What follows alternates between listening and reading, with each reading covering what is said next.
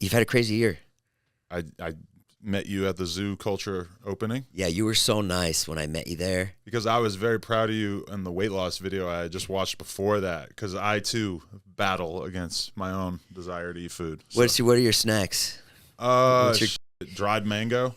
That's not bad. I'm a dried mango fiend. Yeah, but when you're eating like 800 calories of it for a snack, it just becomes like I could make anything something that I could get fat off of at a certain point. It's crazy how many calories everything is. You know, Twizzlers. Yeah. Terrible. Yeah. Insane amount. I think like 4 Twizzlers is like 500 calories. Right. Yeah. But then sometimes I'm surprised. Like I ate a piece of bread the other day and I was just looking at it, I'm like 100 calories.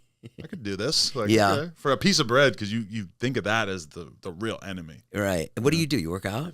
Yeah, I work out and eat pretty militant for the most part. You do? Well, I'm kind of up and down with it. Like the honeymoon, I went on the honeymoon, I was 215. I got home, I was 215. I somehow managed to gain 5 pounds since then. But now I'm like on a mission because I saw a TikTok that was like critiquing my physique and calling me a fat.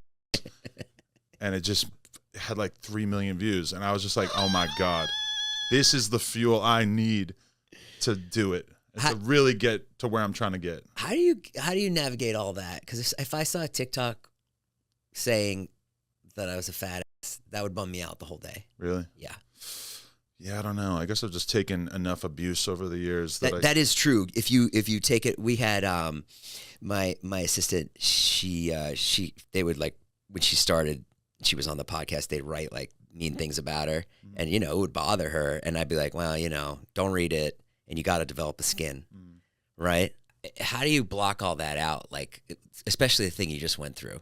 Like that was all over the internet. Probably the biggest thing on the internet for the summer. That was nothing because that was like, me and my girl had a conversation about it, about oh, this would be a good business move, or this is something that if we open our relationship up a little bit, maybe it'll make things a little bit more exciting and stuff. And then it just ended up being so much more viral than we knew that it was going to be, which I guess in retrospect, I feel kind of naive that I didn't see it coming as much. Yeah.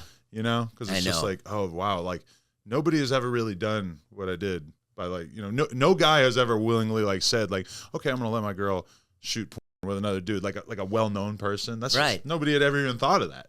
No. And then it just took the world by storm because nobody could believe it. Did it only become big once Jason Luv talked some shit?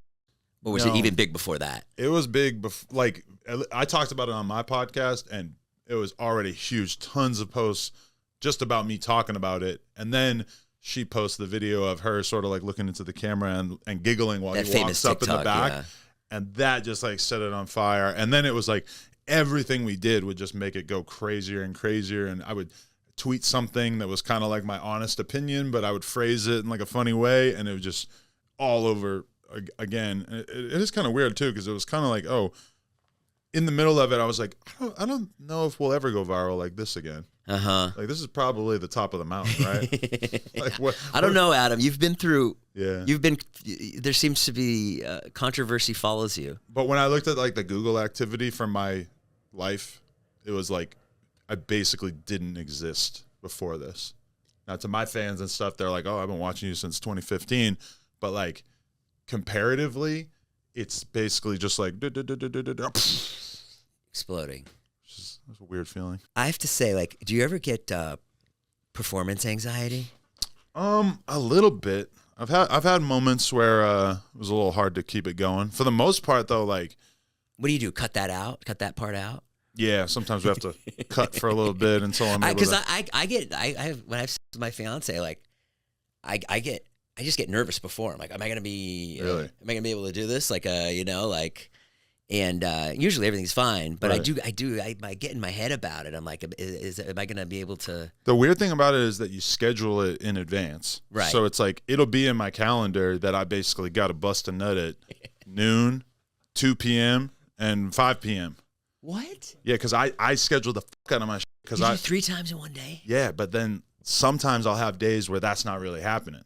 Right. And that could be kind of awkward because it's like you don't really know like what zone you're going to be in mentally, But then like I've got it booked like weeks in advance, so sometimes I just got to rise to the occasion. Yeah. How's your mental health? I think it's very good right now. Was it all the stuff that happened with Jason Luv? Did that fuck you up?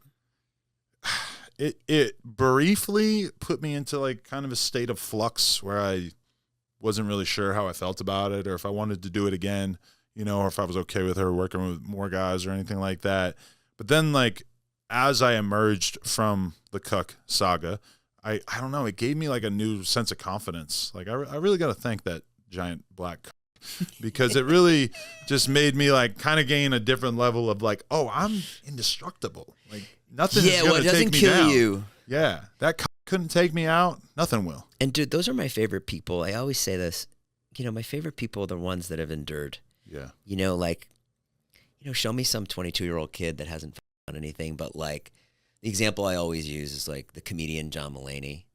I didn't really watch John Mulaney, but then I found out he had like a cocaine problem and all that, and it made me like him more. Right. You know what I mean? Or like Chappelle. Chappelle went through some horrible stuff. Like he lost his show and he went a little nuts, and then he came back and became the greatest of all time.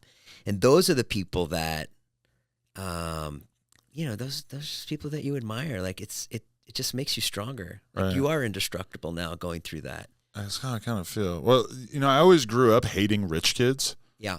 Which I now can't really get behind 100% because you don't choose how much money your parents have when you're born. And I know some really cool people that are like great, resilient, super smart people that their parents are filthy rich and they probably don't have to do anything if they don't want to. Yeah. But at the same time, being in LA, you meet a lot of people who you kind of have that realization of like, oh, you're a rich kid. Like you didn't have to work for anything. Like it was always an option for you to just off. Yeah. And that's like very hard for me to relate to as somebody who my parents told me my whole life, like when you graduate high school, you can go to college and we'll help you out with tuition and stuff, or you get a full-time job and you start paying us rent, you know? And like, I always kind of had that hanging over my head of like that I have to figure out how I'm going to make my way in this world, you know? Yeah, and that was good for you. Yeah, I think that was really good for me because I was the type of person that probably would have, you know, just lived in my parents' basement for as long as possible if I had been able to, you know? Yeah. But they made it pretty clear. Like, they just value hard work so much that they just weren't going to let me be a piece of shit. Have you spoken with Jason Luv?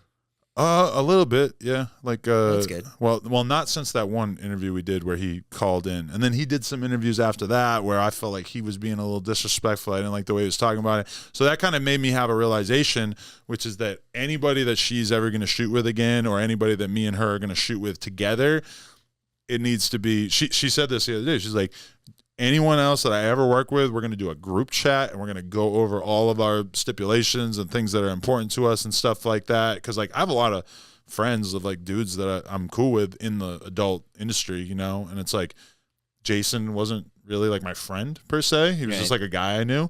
Yeah. But like, you know, I'm not shy about like her shooting more content with more dudes, and me and her are going to do scenes with other guys together and stuff. And but yeah, I mean, we definitely like kind of realized a lot of things that could go wrong from that whole thing. Yeah.